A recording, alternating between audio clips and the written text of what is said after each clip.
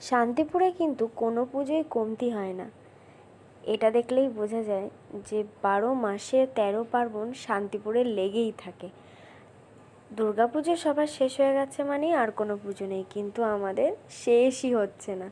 এখন যেটা চলছে সেটা হচ্ছে জগদ্ধাত্রী পুজো।